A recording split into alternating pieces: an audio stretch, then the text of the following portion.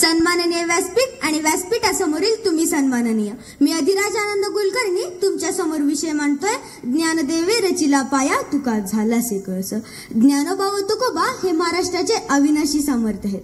रवी रश्मी कळा नये काढिता निराळा, म्हणजे जसं सूर्यापासून त्याचं तेज बाजूला काढता येत नाही, अगदी तसंच महाराष्ट्राच्या सांस्कृतिक वैभवापासून ज्ञानोबा व तुकोबा यांची नावे वजा करता येणार नाहीत.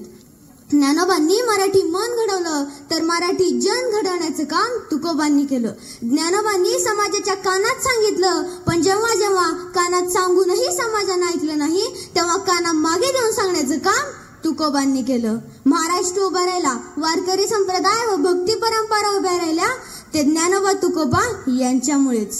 ज्ञानेश्वरांनी आपले इवलेसे हात पसरून अखिल विश्वात शांती, समृद्धी, समाधान नांदावे यासाठी आता विश्वात्मके देवे ही प्रार्थना तयार केली.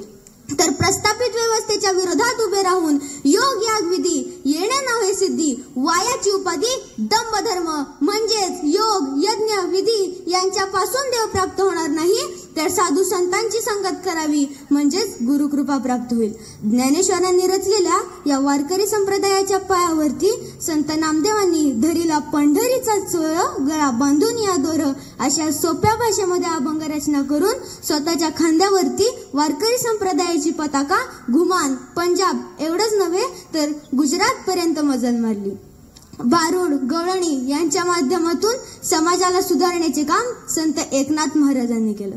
सत्वर पाव ग मला भवानी आई रोडगा वाहीन तुला, दादला नको ग बाई मला दादला नको ग बाई यासारखी अनेक नाट्यमय भारुडे रचून घरातील देवाऱ्यापासून समाजाच्या उंबरट्यापर्यंत आणि सामान्य माणसाच्या उत्कर्षासाठी व विकासासाठी नाथांनी प्रयत्न केला.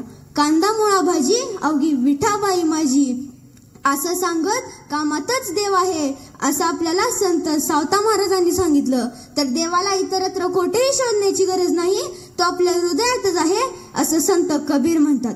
अशा प्रकारेच सर्व जाती धर्म पंथ संप्रदाय यातून उभी राहिलेली ही सहिष्णुतेची भिंत आजही ज्ञानदेवांनी रचलेल्या पायावरती भक्कम उभी आहे. तुकारामांची लेखणी आणि वाणी ही लोककल्याणाची भाषा बोलत होती. जे का रंजले गांजले त्यासी म्हणे जो आपुले, तोची साधू ओळखावा देव तेची जाणावा.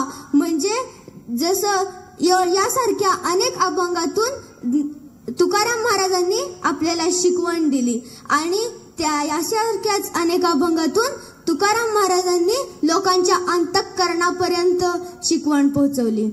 भंग झालेल्या समाजाला अभंग देण्याचं आणि शिव्या देणाऱ्या समाजाच्या तोंडी ओव्या खेळवण्याचं काम संत तुकाराम महाराजांनी केलं. तुका म्हणे सत्य सांगे येवोत राग येतील ते, म्हणजे तुम्हाला राग आला तरी चालेल पण मी सत्याची बाजू मांडल्याशिवाय थांबणार नाही. एवढं मोठं अभिव्यक्ती स्वातंत्र्य तुकाराम महाराजांनी आपल्याला दिलं, म्हणूनच तुकोबा कळस आहेत. शेवटी जाता जाता म्हणेन की बहिणाबाई सुद्धा म्हणल्या, ज्ञानदेवे रचिला पाया तुका झालासे कळस तुका झालासे कळस. जय हिंद जय महाराष्ट्र.